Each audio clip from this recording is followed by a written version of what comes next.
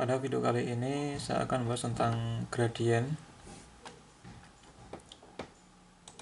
Nah, gradien atau kita simbolkan dengan delta f dari suatu fungsi x dan y itu adalah merupakan vektor yang menunjukkan ke arah nilai-nilai yang meningkat dari fx dan y. Jadi misalkan fx dan fungsi dari x dan y itu kita namakan z, berarti gradien dari fungsi ini itu nanti adalah menunjukkan arah yang meningkat atau naik dari z-nya. Kalau z-nya semakin naik berarti nanti gradiennya semakin besar gitu. Nah, gradien itu merupakan turunan. Kalau dia merupakan fungsi dari dua variabel yaitu x dan y, maka kita bisa definisikan gradiennya adalah dou f per dou x i ditambah dengan dou f per dou y j. Nah, berarti ini adalah turunan parsial. Yang pertama kita turunkan terhadap x-nya. Yang pertama kita turunkan terhadap x dan yang kedua kita turunkan terhadap y. Ini adalah penjumlahan vektor. Jadi delta f-nya ya berarti merupakan penjumlahan vektor dari gradien dalam arah i, dalam i itu maksudnya dalam arah x karena ini kita turunkan terhadap x, dan j itu dalam arah y. Berarti gradiennya itu adalah merupakan penjumlahan vektor dari gradien dalam arah x tambah gradien dalam arah y. Berarti nanti kira-kira gradiennya adalah dalam arah x kuadrat ditambah dengan arah y kuadrat ya di akar gitu nanti kira-kira. Nah, dimana i dan y adalah vektor dalam arah x dan y. Jadi ini dalam arah x, ini dalam arah y. Nah, konsep ini bisa kita gunakan untuk fungsi dengan 3 atau lebih variabel. Jadi ini contohnya adalah 2 variabel. Kalau 3 variabel nanti lanjutkan dou f per dou z dan seterusnya. Nah, dalam MATLAB gradien dari set data yang merupakan fungsi dari 2 dimensi yaitu fungsi dari x dan y dapat dihitung dengan fungsi gradien. Kita dapat melakukan penghitungan gradien ini di MATLAB dengan fungsi gradien. Ini untuk contohnya untuk yang 2 dimensi. Nah, sintaknya sebagai berikut, yaitu sintak untuk menghitung gradien. Outputnya ada 2, output variabelnya. Yang pertama adalah kita bisa namakan df per dx artinya dou f per dou x, df dy artinya adalah dou f per dou y. Nah, itu sama dengan gradien, ini fungsinya, kemudian input. Argumen inputnya adalah f itu adalah nilai dari fungsi x dan y atau z-nya, ini nilai z-nya, kemudian dx dan dy. F adalah nilai z-nya, kemudian dx dy. Nah, dx dy-nya itu apa? Ini dx ya, bukan df.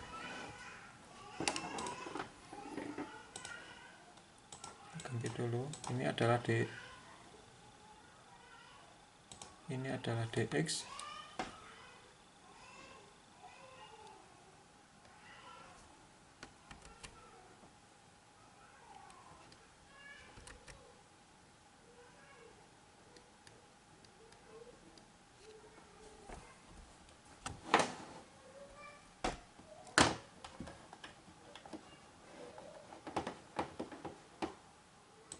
Jadi ini dx dan dy artinya spasi dari x dan y yang terkait dengan nilai numerik f. Jadi dx ini nanti adalah spasi dari data x-nya atau sumbu x-nya, dy adalah spasi dari sumbu y-nya. Sedangkan f kan merupakan fungsi dari x dan y. Nah, sintak tersebut dapat diperlebar penggunaannya, misalkan untuk fungsi dengan variabel yang jumlahnya 3 atau lebih. Ini kan contohnya hanya ada 2 variabel yaitu x dan y, bisa kita gunakan ketika kita menganalisis gradien dari persamaan yang memiliki lebih dari 2 variabel. Itu juga tidak masalah. Nah, ini ada contoh programnya. Program berikut memplot dengan plot tipe kontur dan gradien atau anak panah. Untuk fungsi, ini fungsinya salah juga ini. Ini fungsinya harusnya i-nya itu di sini.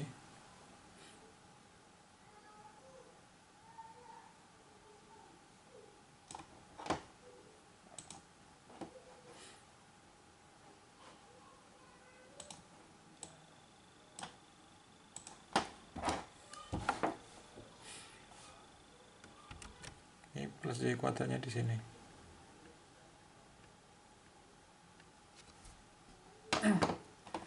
Jadi persamaannya adalah fungsi x dan y sama dengan x kalikan e pangkat minus x min y kuadrat dikuadratkan tambah y kuadrat.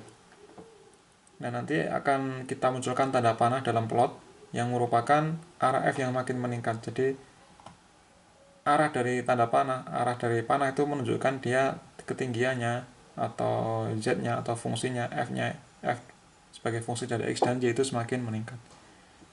Nah, pertama-tama kita bikin dulu mesh grid. Kita simpan dalam variabel x dan y. Kita buat mesh grid dari minus 2 sampai 2 dengan spasi 0,25. Nah, setelah itu kita hitung f-nya. Kan ini mesh grid-nya x dan y, ini kita gunakan, lalu kita gunakan fungsinya yaitu ini x titik kali ini supaya bisa elemen per elemen, jangan lupa pakai titik, eksponen dalam kurung minus x min y kuadrat kuadratkan ditambah y kuadrat tutup kurung. Nah, kemudian sesuai dengan sintaknya tadi kita butuh dx dan dy. Dx adalah spasi dari x, dy adalah spasi dari y. Nah, maka untuk menghitung dx nya ya berarti kita dari mesh grid nya ini, hasil dari mesh grid kita kurangi.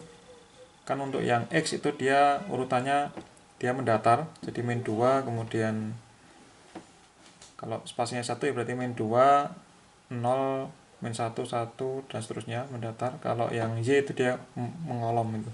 Jadi untuk mengetahui spasinya ya berarti kita hitung untuk yang x itu adalah elemen kedua baris pertama dikurangi dengan elemen 1 baris 1. Untuk y nya berarti dimulai dari kolom keduanya, baris kedua kolom pertama dikurangi dengan y baris pertama kolom pertama.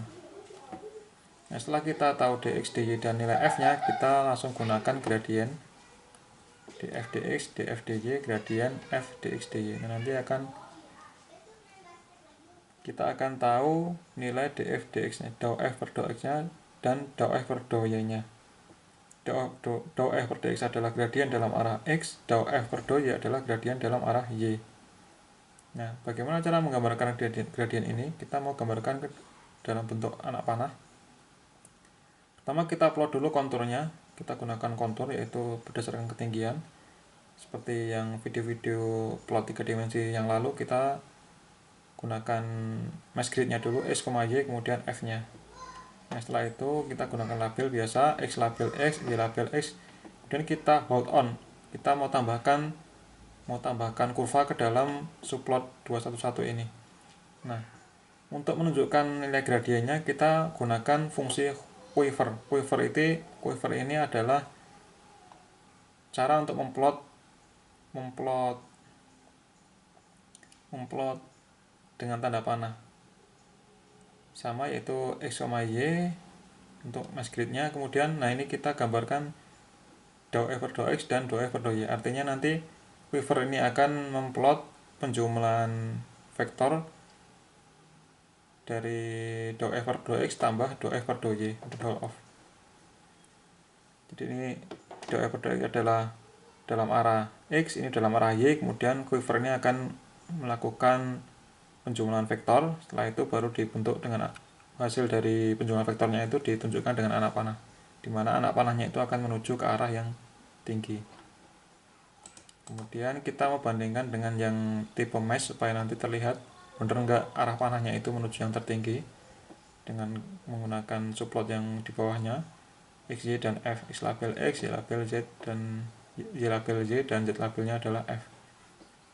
Nah, kemudian kalau kita mau menghitung kurvatur itu dapat dihitung dengan turunan kedua atau order kedua yang disebut dengan Laplacian. Nah, kurvatur berarti kalau kita bayangkan itu seperti percepatan ya, jadi turunan kedua dari displacement, ini kan turunan kedua dou kuadrat, jadi turunan kedua dari f terhadap x ditambah dengan turunan kedua dari f terhadap y. Nah, ini lebih jelasnya Pak, silakan diketik help del 2 di comment window untuk ketemu lebih detailnya. Tapi saya tidak membahas ini, saya juga tidak terlalu paham. Kita cukup yang ini aja, membuktikan gradiennya ini kita gambar dalam anak panah, yaitu dengan quiver. Itu seperti apa hasilnya.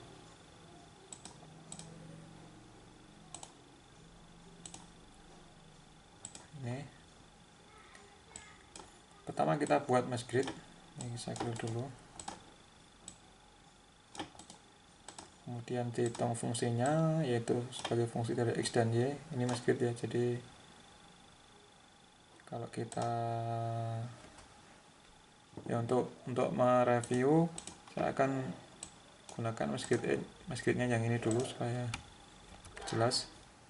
Nah, kalau kita pakai mesh grid seperti ini, kita lihat. Nah, mesh gridnya dari min 2 ke 2, berarti untuk yang X-nya dia arahnya mendatar gini. Min 2, min 1, 0, 1, 2, terus min 2, min 1, terus sampai dia terbentuk matrik ukurannya square atau sama jumlah baris dan jumlah kolomnya untuk X-nya.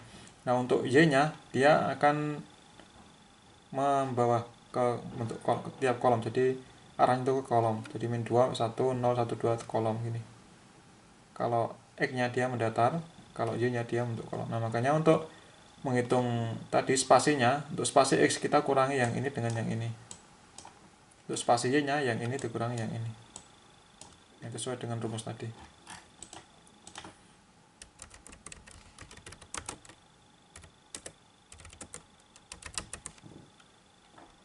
Oke, kita ulangi lagi. Kita pakai mesh grid. X dan Y ini tidak perlu ya. Ini sebagai contoh. Ini mesh grid X dan Y. Dan kita hitung F-nya sesuai dengan fungsi tadi, yaitu X kalikan eksponen pangkat minus tadi. Dan kita hitung dx-nya, yaitu untuk yang X berarti yang baris kedua, kolom kedua dikurangi kolom pertama. Kalau yang dy berarti baris kedua dikurangi dengan baris pertama, sesuai dengan arah dari X dan Y tadi ya, arah penyusunannya. Ini dx-nya, ini dy-nya. Nah, kemudian kita hitung gradiennya. Gradien baik dalam arah X maupun dalam arah Y. Nah, ini kan berarti ini gradien dalam arah X. Ini seperti ini. Dan dalam arah Y juga muncul seperti ini. Nah, ini gradiennya. Nah, sekarang kita plot gradien tersebut ke dalam kurva. Kurvanya kita gabungan dengan konturnya. Yang pertama adalah ini, misalkan sampai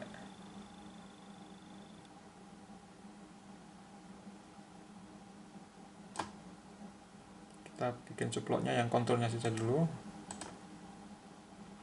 Ini hanya kontur, belum ada tanda panahnya.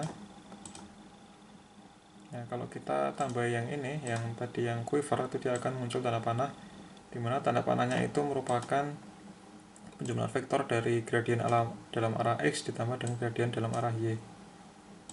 Atau kalau kita ketik help quiver, itu nanti akan muncul dia merupakan vektor kecepatan. Nah, seperti ini. Nah, artinya tanda panah itu menunjukkan dia ketinggiannya itu semakin tinggi. Tanda panah itu berarti dia menanjak.